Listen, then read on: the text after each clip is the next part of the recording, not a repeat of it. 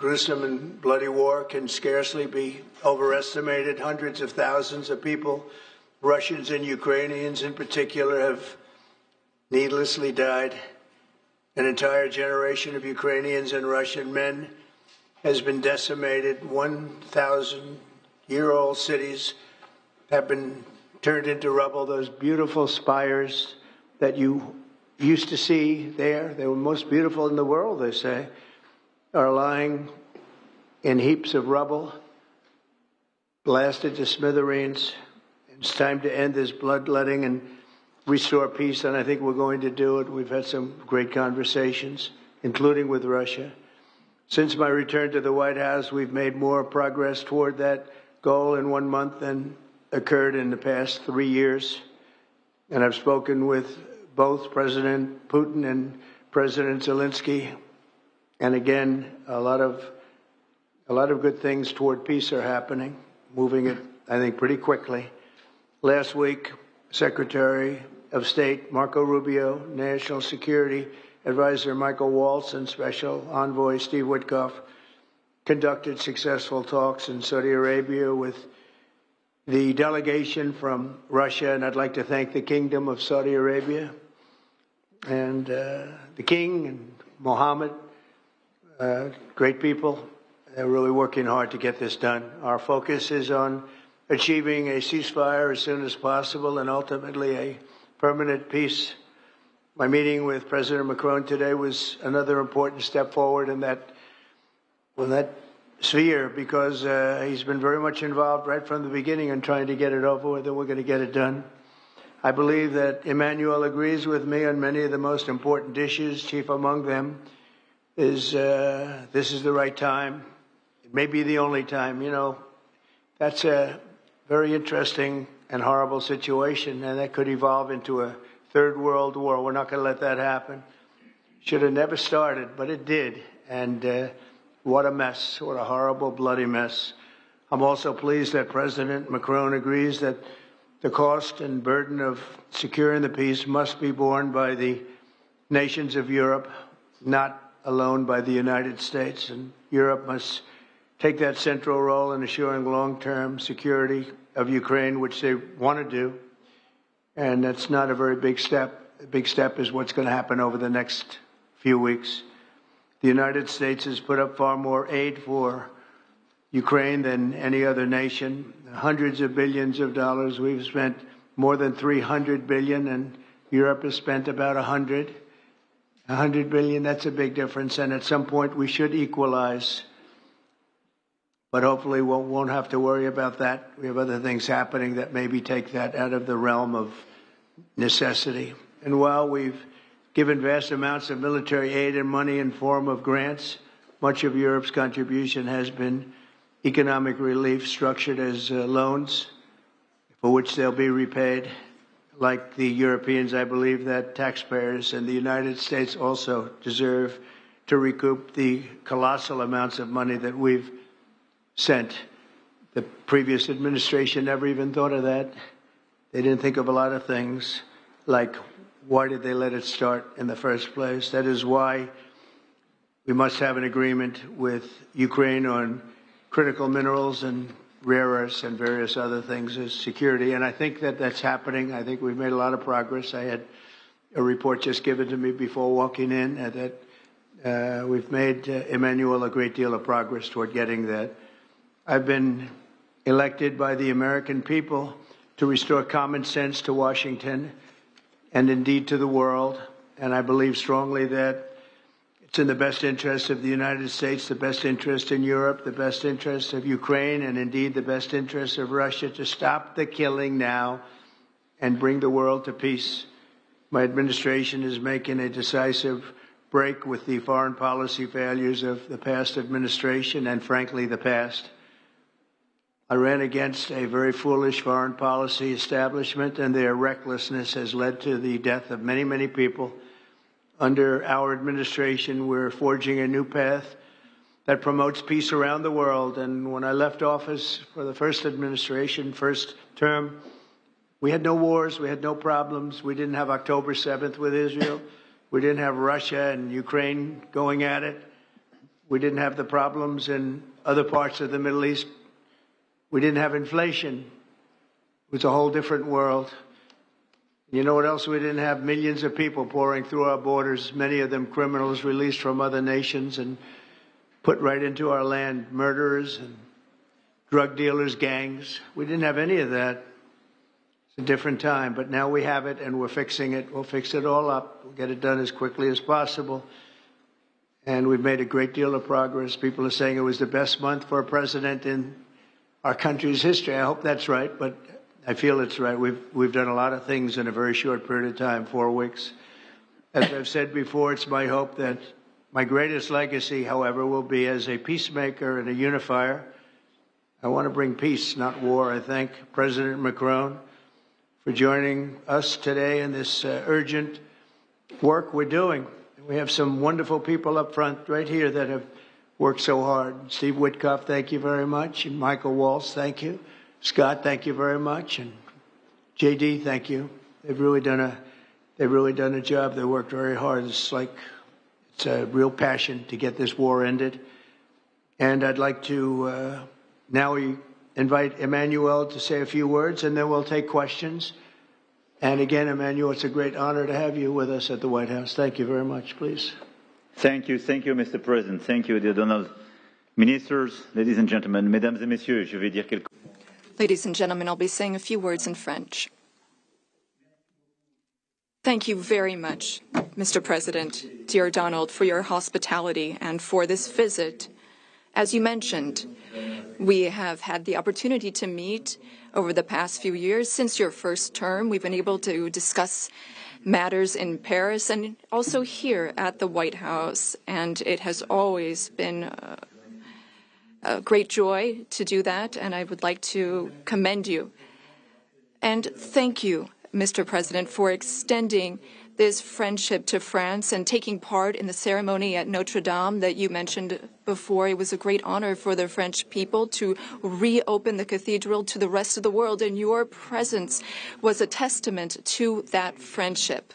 As the President said, this friendship dates back to the Revolutionary War, since the beginning of the United States, and whenever we've needed to, we've been able to come together and be on the right side. We've been able to be united to defend peace and sovereignty, namely in the 2 world wars that marked the 20th century, from Lafayette to Pershing and to the many Americans who landed on Omaha Beach. And we spoke earlier before, and you mentioned that one of those gentlemen was able to visit you here, one of the veterans. This is part of history which puts us in the world that we are in today. And as the President just said, there are many challenges in this world. And over the past few days, we have one main objective, which is the geopolitical situation. Mr. President, I really wish to thank you for making changes to your schedule to meet with us so quickly. I think we've made very substantive steps forward during our discussions, and this is a major step in what we're experiencing today. We had a video conference with all of the G7 leaders, which was an opportunity for us to discuss this matter 3 days after the Russian war in Ukraine, and to express our support for President Zelensky to the Ukrainian people, but also to speak and share about our desire for a lasting peace. This is what we have spoken about very forcibly over the past few weeks. We thought that this war was only going to last a few weeks when it broke out in 2022. We admire greatly the courage of the Ukrainian people. And Mr. President, I wish to thank you for this. You mentioned that there are responsibilities on Europe's side, and indeed, we have invested $128 billion in aid to Ukraine and the Ukrainians. Ukraine has been able to hold the front of our collective security. It's fought over these past few years for its independence and for its sovereignty, but also for our collective security, because I think that no one in this room wants to live in a world where it's the law of the strongest and international borders can be violated from one day to the next by anyone. Over the past few hours, and as you mentioned this, Mr. President, we've been able to see a few things take shape. First of all, allow me to commend you on your decision to work with President Zelensky and to conclude this agreement that's so important for the U.S. and Ukraine on rare earths, critical minerals, but also having substantive conversations with President Zelensky during this key phase of achieving this deal, which is a major commitment to Ukraine's sovereignty, and I think that's very commendable. We also have a shared desire to build peace. We will have this responsibility. This is 10 years after the war started in Crimea, and then we saw the events in the Donbas region and along the northern part of the country. We want to save lives. We want to bring prisoners back and bring back families and children, because there's also humanitarian tragedy affecting the Ukrainian people. We had lengthy discussions with the president, and we spoke about our desire to bring an end to conflicts, to have a truce that is measurable, verifiable, and that enables negotiation of a lasting peace, where we will discuss not only Ukraine's reconstruction, its territories, but also the security guarantees, meaning maintaining peace over the long term. As I said to the president, we've experienced peace accords that were only ceasefires without ensuring security guarantees, Minsk I and II. And we want to make sure this doesn't happen again. And I know that the president has expressed the desire to be a player for peace in the region. I've spoken with some 30 European leaders and allies in recent days. We want to bring together these allies, and share the same vision. This peace must not mean a surrender of Ukraine. It must not mean a ceasefire without guarantees. This peace must allow for Ukrainian sovereignty and allow Ukraine to negotiate with other stakeholders regarding the issues it affects. But it is also a country in which we need to shoulder our responsibilities so that we ensure security and stability for Ukraine and for the entire region. And for us Europeans, this is an existential issue. We also spoke about these issues at length with the president. We've worked with President Zelensky and gotten to some of the details of the various phases of the negotiation. And we've also been able to speak about some of this work with our British partners to talk about deployments of peace forces on Ukrainian soil, which are part of these security guarantees. Other countries are ready to join in this effort. Solidarity and support from the U.S. will be crucial to this, and I thank you, Mr. President, for beginning to work with us on this issue. And the agreement that you are preparing to sign with Ukraine and with all these discussions we've had are very solid guarantees that we are understood, that we have the same wish, peace as soon as possible, lasting, solid peace for everyone. And the renewal of an international situation where we are all able to shoulder our responsibilities, Europeans shouldering their responsibilities alongside their American allies who will shoulder their own responsibilities. I also wanted to be very clear, Mr. President, about Europe's commitment. We have committed to building a lasting peace. As Europeans, we have committed to being stakeholders in these security guarantees. And we are also well aware that Europeans need to do more for security in Europe, for defense in Europe, and to more fairly share the security burden that your country has been carrying for so many years. Mr. President, you know how much friendship I show towards you and I have towards you since your first term. Europe is very clear-eyed about this. We know what we need to do as Europeans, given the threats surrounding us and the responsibilities that we must shoulder. We spoke about the Versailles Agenda, which allowed the Europeans to take a historic step and increase their investments. Europeans are ready to do even more and to go even farther. And several leaders said that to me before I came here to meet you. Mr.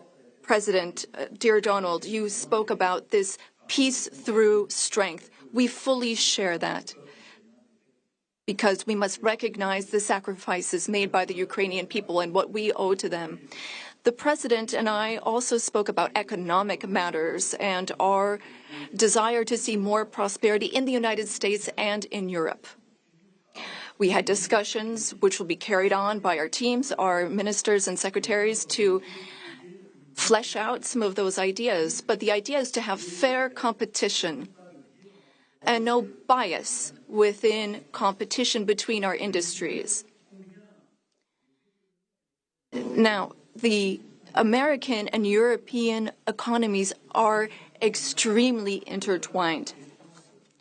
Some 1.5 billion in trade, trillion rather, in goods and services, and I know you've spoken about wanting to look at the balance of payments. We also have a trade deficit, and I know that we need to look not only at goods, but also digital items and goods which you export, and we want to make a sincere commitment towards fair competition where we have smooth trade and more investments. You already invest a great deal in France, and France is the fifth largest investor in the United States. And I would like to recognize here all of the American investors who announced investments, some $120 billion that were announced at the AI summit. This is our wish. We want to have more prosperity on both sides of the Atlantic. We have a shared agenda in that regard. We also spoke about the Middle East, among other subjects. And here again, we have the same desire. We don't want to see Iran obtain nuclear weapons. We don't want, or rather, we want an approach with partners in the region that we can trust. Given Iran's nuclear activities, we want to limit its ballistic capabilities and avoid any type of regional destabilization. With respect to Syria and Iraq, we also share the same desire. We don't want to see Islamic terrorist groups resume any of their activities, because for some time our armies have very bravely been engaged in the Gulf, as you have led, and contributions have been significant and helped stability in the region. And I say this with great sincerity. France was affected by a terrorist attack in 2015, which was linked to the terrorist activity in Syria. And we are in that region at your side to work for more security. Ladies and gentlemen, we had extremely productive discussions this morning during the conference, and we spoke with our ministers and counselors and advisors. And I wish to say, after speaking with President Trump, I am fully believe that there is a path forward. We share the same beliefs. We know what work needs to be done, and in the weeks to come, we will work on that. Our teams will come together in various formats to make sure that we have this solid, lasting peace with great strength. Mr. President, thank you so much for welcoming me here today. Thank you so much for these productive discussions and for your commitment. Thank you, dear Donald. Thank you, Amelia.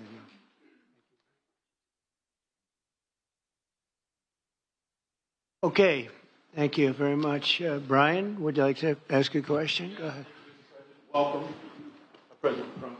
I just want to touch upon real quickly the Harvard poll that came out that had, thank you very much, the Harvard poll that came out had you up 9+ points, and all of your agenda that you ran on, you're accomplishing that. You got the support of the American people, including stopping the war in Ukraine. If you can comment on the latest Harvard poll, I'd appreciate that. Well, I was honored by it. It was a big poll, and it's usually a poll that leans on the other side of things, the other side of the world, so to speak. But the Harvard poll is a respected poll, and it has us not only leading, but leading by a lot, and leading on every single issue that we've talked about. And as I said, we've become the party of common sense. And I think that's a very important element now, common sense, because what's happening in the world and even in this country, some of the things that took place, many of them are now canceled and the rest are being canceled as we speak. But we've moved very rapidly and I think very effectively. So I was honored by that poll. Thank you very much. Appreciate it. Go ahead, please, go ahead. Mr. President, you said before that you would like to see Russia. Yes, go ahead.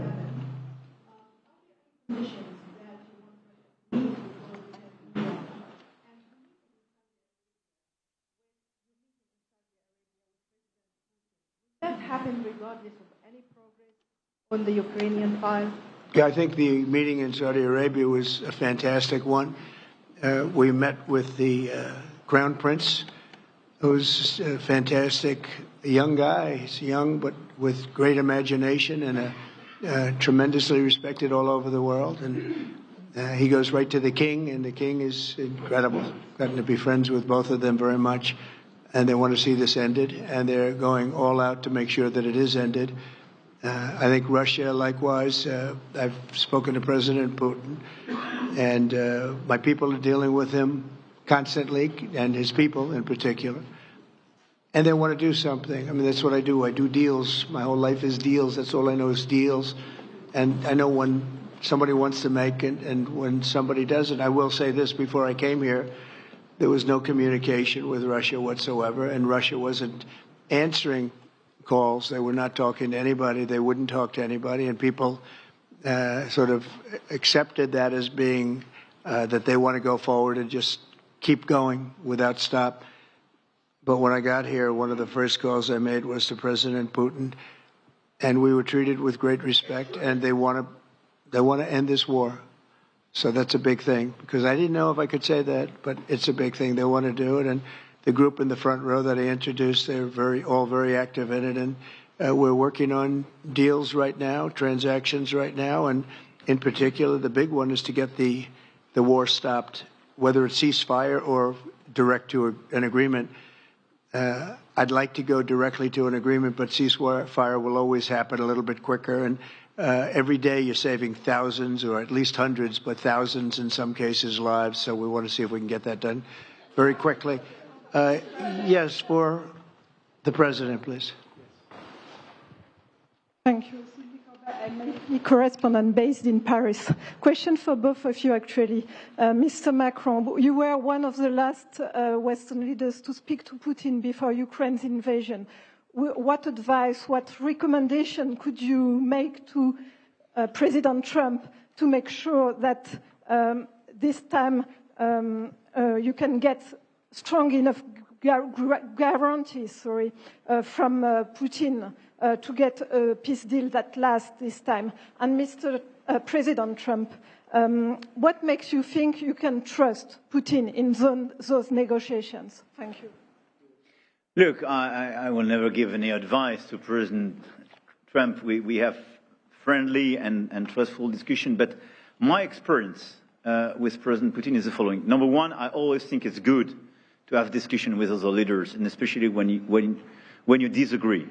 I stopped my discussion with President Putin after Bucha and the war crimes because I considered that, we had nothing to get from him in that time. Now this is a chance, there is a big change because there is a new U.S. administration. So this is a new context. So there is good reason for President Trump to re-engage with President Putin. But my experience is the following, and I shared it with President Trump and the team. In 2014, our predecessors negotiated peace with President Putin. But because of the lack of guarantees, and especially security guarantees, President Putin violated this peace. And I had several discussions, especially beginning of 2022, several times, 7 hours with President Putin, 15 days before launching of the attack. He denied everything, but we didn't have security guarantees.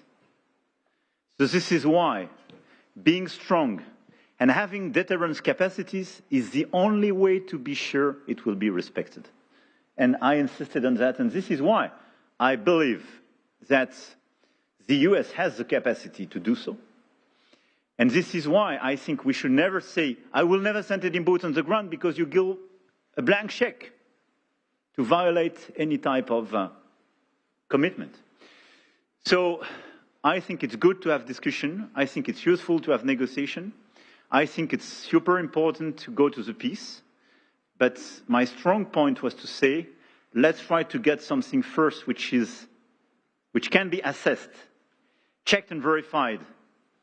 And let's be sure that we build sufficient guarantees on the short run. And this is where we are ready to be engaged. As for France, a lot of my European colleagues are ready to be engaged. But we do need this American backup, because this is part of the credibility of the security guarantees. And this is our collective deterrence capacity. And I have the feeling that the President has this capacity. Benefit of Russia to make a deal, and I feel that we'll do that.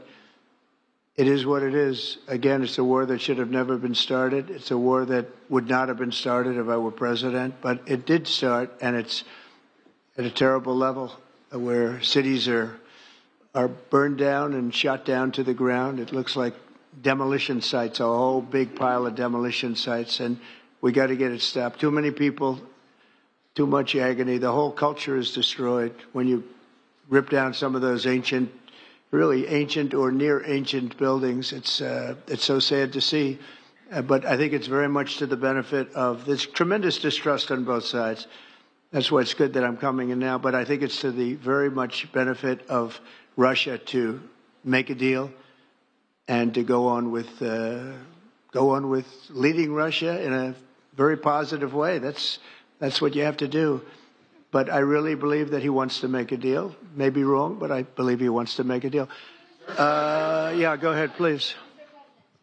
Mr. President, next week there's a key deadline for your Canada and Mexico tariffs. I believe those countries have done enough on the border to stop those from taking effect. And for President Macron, I'm wondering if you believe that this critical minerals deal with Ukraine represents a de facto security guarantee by the United States, since the U.S. would have an interest in protecting those reserves in Ukraine. Thank you. We're on time with the tariffs, and it seems like that's moving along very rapidly. We've been mistreated very badly by many countries, not just Canada and Mexico. We've been taken advantage of. We were led by, in some cases, fools, because anybody that would sign documents like they signed, where they were able to take advantage of the American people, like has happened over the last long period of time, except for a little 4-year period that took place 4 years ago. But anybody that would agree to allow this to happen to our country should be ashamed of themselves. No, the tariffs are going forward on time, on schedule. This is an abuse that took place for many, many years. And I'm not even blaming the other countries that did this. I blame our leadership for allowing it to happen. I mean, you know, who can blame them if they made these great deals with the United States, took advantage of the United States on manufacturing, on just about everything, every aspect that you can imagine they took advantage of. I look at some of these agreements, I'd read them at night, and I'd say, who would ever sign a thing like this? So the tariffs will go forward, yes, and we're going to make up a lot of territory. All we want is reciprocal. We want reciprocity. We want to have the same. So if somebody charges us, we charge them. It's very simple, but it'll be very good for our country. Our country will be extremely liquid and rich again. Plus, we're doing other things, as you know. We're finding tremendous waste, fraud, and abuse at levels that nobody thought possible. You're seeing what's going on. And that was also part of the Harvard poll. Do you agree with what President Trump is doing with Elon and others that are looking for the waste, fraud, and abuse. And the numbers were staggering. It was like 70% to 2%. Everybody wants to find out. They don't like it. And, you know, the radical left or whoever it may be starts screaming about the Constitution, but it has nothing to do with the Constitution. It has to do with fairness to this country. It has to do with being ripped off. And when you read the things that all of these billions, and I mean many billions, hundreds of billions of dollars have been spent on, that's all you have to do is stand up here and read them. I could stand up all day and read the kind of things where we're spending all of this money.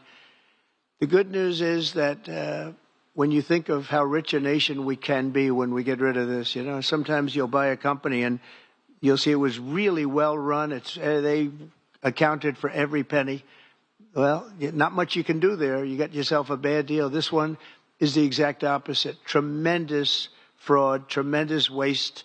And when you think of what it is, you know, Elon uses the expression caring. If we had people that cared, just cared a little bit when they did contracts, when they negotiated with outside vendors on behalf of the United States. That's what I'm doing now. I'm negotiating for the people of the United States. So we're doing a great job of it. I will say we found it'll be hundreds of billions of dollars of waste and fraud and abuse. Thank you. Please. Look, I think this discussion is a very important one. First, because it's important for the US, and it will be a good occasion for a first very important meeting between President Trump and President Zelensky. Second, I think there is a lot of economic upside on both sides. And third, de facto, there is a recognition of Ukrainian sovereignty, a recognition of the Ukrainian interests, and this is de facto a very important alignment of interests. Now, the security guarantees will be negotiated in due time in a full-fledged package of a peace security. But this peace, as it is now written and negotiated, and as this meeting is scheduled, is an important step forward, full-fledged peace agreement.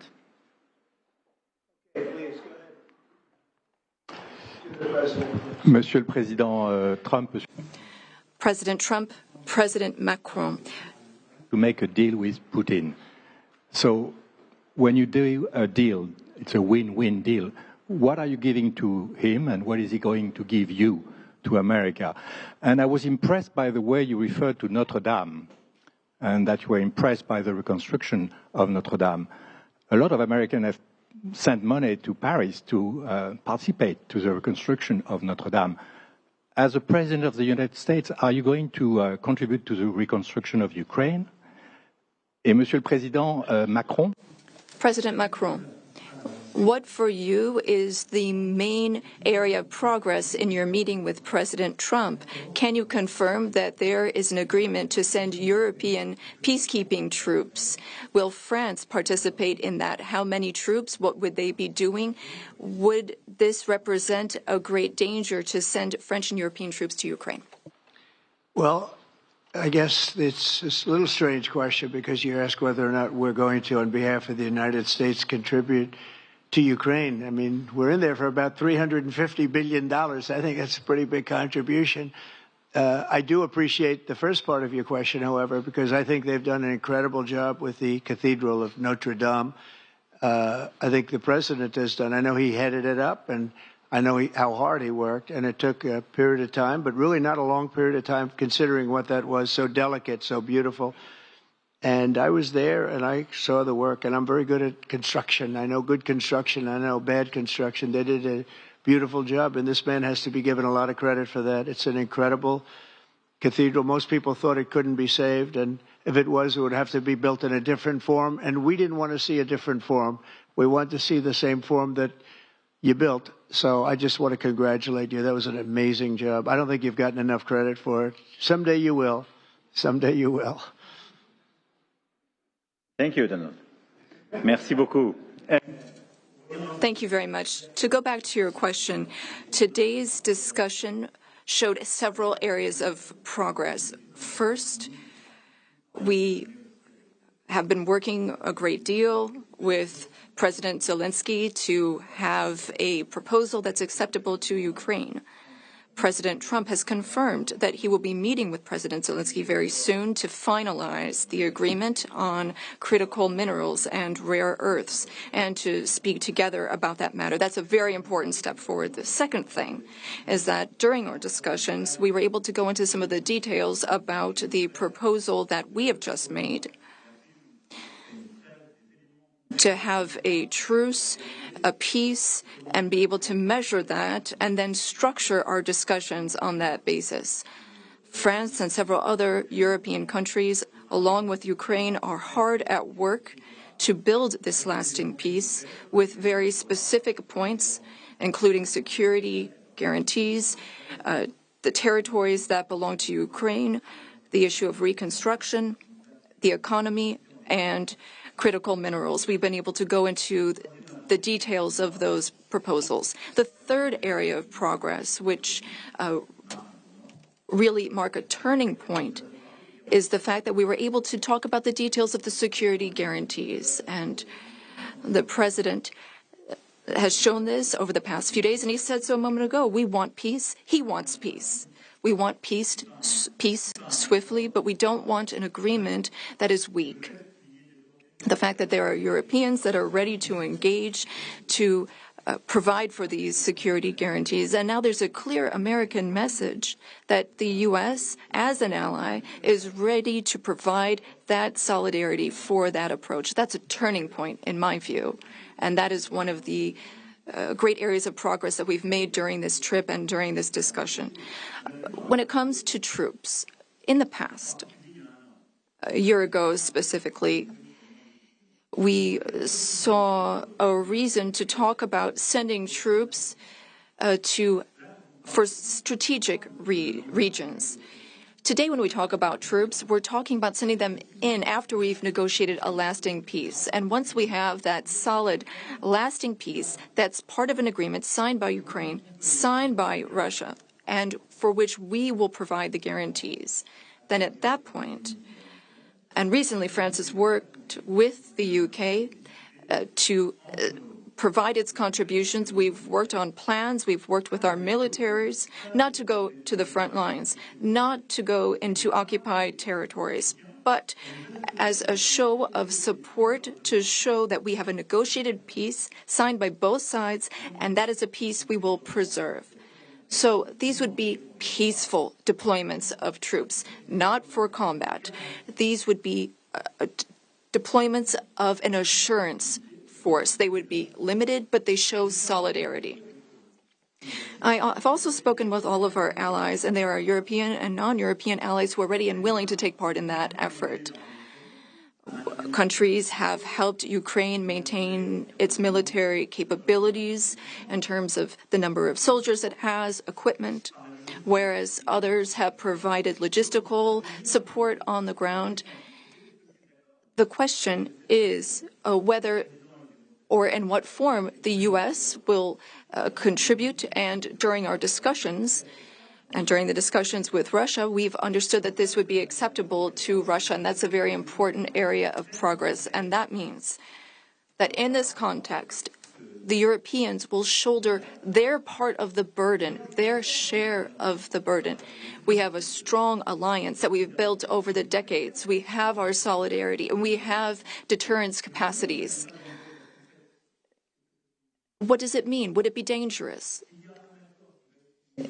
If there is an agreement signed by Ukraine and Russia, thanks to the efforts of President Trump, and if we provide the guarantees and Russia violates the agreement, then it would be in conflict with everyone who is engaged in the peace process. And that is a change. That was something we did not see in the past. That's not what we saw in 2014. So that is the real change that we're marking. We have this deterrence capacity on the American side.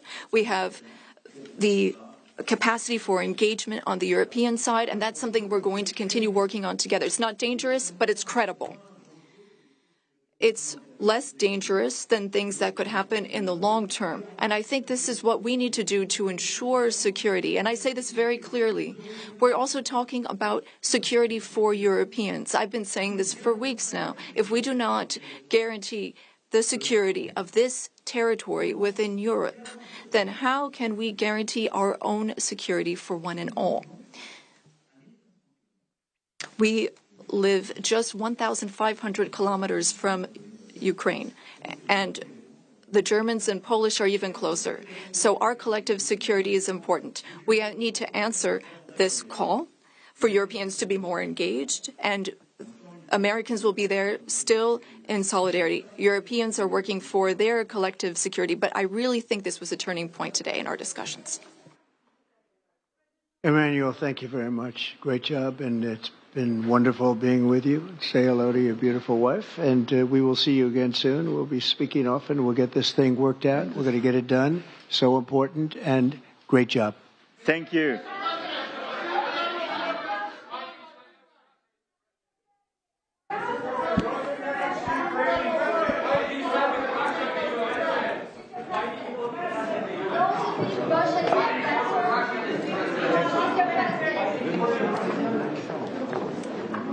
That was President Trump and French President Emmanuel Macron. They just held a joint press conference at the White House. Big movement, big moment as Europe and the U.S. navigate America's shifting approach to the Russia-Ukraine war to end it fast. That's the common goal. President Trump said G7 leaders want the war to end quickly as well, and he pointed out One America News Network, your source for credible, honest, unbiased reporting from around the world, has just launched a live 24/7 365 days a year, uninterrupted cable